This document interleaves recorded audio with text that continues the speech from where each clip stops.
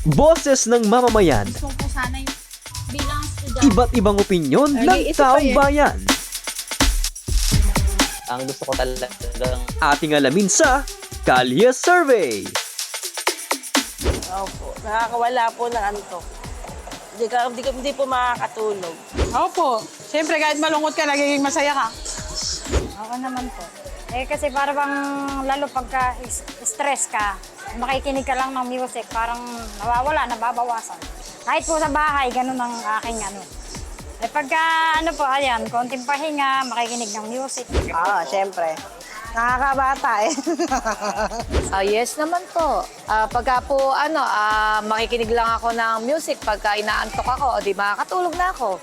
Therapy ko, di masaya. Pagka may music ako dyan sa tabi ko, naghimay ako lang ka, magsa-sounds lang ako. O, di ba? Oo. Hindi ako na-stress. Opo, nakaka-relax kasi yung ano ng kanta, nakakatulong po yun sa atin. Kasi kumbaga parang yung nare-relate mo yung buhay mo doon sa awit.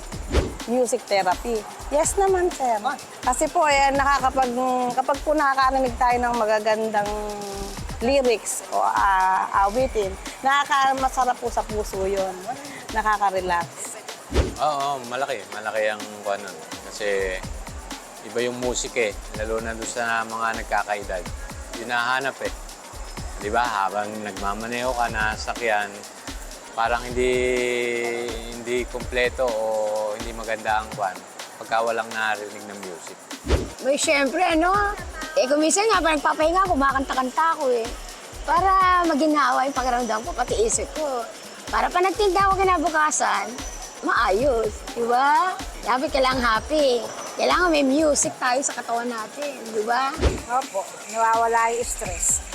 Nawawala nga yung mga problema, sumasaya ka, ganun. Masarap yung pakiramdam mo, ganun. Opo, nawawala po. Magandang music, masarap pakinggan. Siyempre naman, para tayo maligaya yung puso natin. Para nakikita, nalalaman natin tayo halimbawa nakakarinig tayo ng tugtog. Hindi, siyempre nawawala yung stress ng katawan mo. Di ba, no? Pag hindi, naku po, puro lungkot na lang ba yung gagawin sa buhay mo?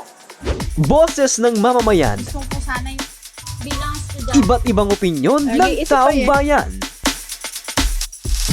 ang gusto ko talagang Ating alamin sa Kalye Survey.